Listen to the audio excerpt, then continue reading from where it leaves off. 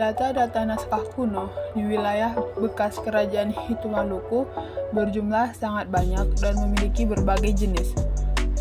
Data tersebut dikumpulkan baik berdasarkan katalog naskah kuno, Hasanah Mashab Al-Quran kuno, maupun dari data primer yang telah dikumpulkan oleh penulis dan tim penelitian. Data primer yang dikumpulkan penulis berupa beberapa naskah kuno yang tidak tercatat dalam katalog naskah Pujastuti maupun inventarisasi naskah Al-Quran kuno oleh Ali Akbar. Di negeri Morella tersimpan beragam naskah kuno yang tersimpan di beberapa keluarga marga, antara lain di rumah Marga Manilet, koleksi Marga Anget, koleksi Marga Lekawa, koleksi Marga Loleng, dan koleksi Marga Ulat. Di Hila, naskah kuno Islam yang penting dari selatan katalog naskah kuno Pulau Ambon. Hanya terdapat 2 naskah, yaitu naskah berupa syair Jawi, bahasa Arab, dan Melayu 36 halaman, yang berisi ajaran tentang rasa hormat kepada orang tua dan rasa sayang kepada pasangan. Selalu ingat ajaran-ajaran Abdul Qadir Jailani dan Rasulullah dan senantiasa berzikir.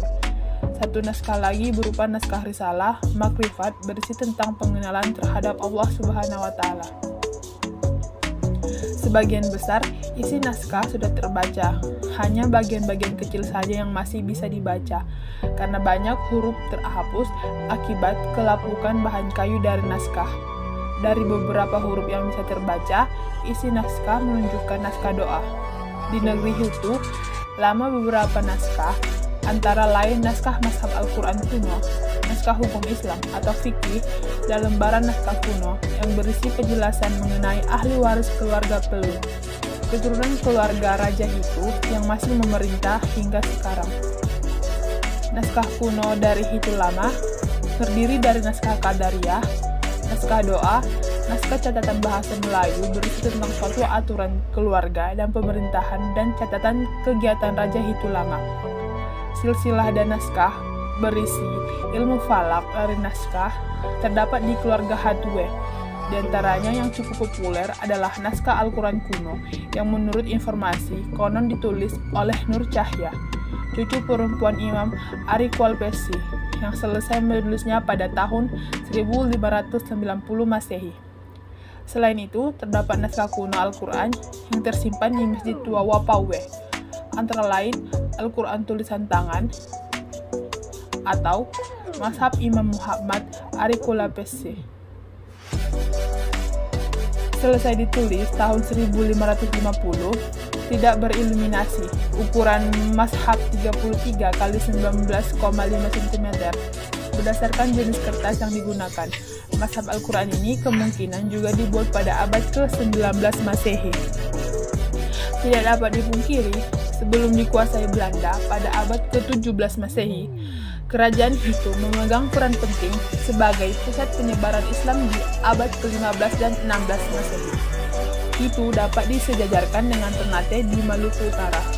Bahkan keduanya mengingat perjanjian dalam usaha konsolidasi Islam dan penyebarannya di wilayah kekuasaannya masing-masing. Hampir tidak ada fakta sejarah yang menyebut Ternate menguasai Hitu, namun sebaliknya kedua wilayah memainkan peran penting sebagai wilayah jaringan penyiaran Islam.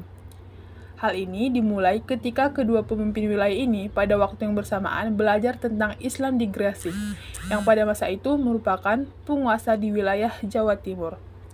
Naskah kuno yang berkembang pada periode puncak perkembangan Islam semakin intensif dan melembaga meskipun di tengah arus kolonialisasi yang juga semakin deras. Pengenalan masyarakat dalam hal baca tulis dan reproduksi naskah kuno yang diajarkan secara turun-temurun menggambarkan episode Islamisasi semakin meluas. Bahkan stimulus positif dengan berkembangnya era kolonialisasi adalah digunakannya secara besar-besaran bahan-bahan kertas Eropa, seperti Pro Patria, Nederland Indi, Concordia, dan sebagainya sebagai bahan utama penyalinan naskah. Era pembuatan naskah yang dimulai sejak abad ke-16 Masehi justru semakin berkembang pada periode berikutnya, yakni abad ke-18, 19, dan 20 Masehi.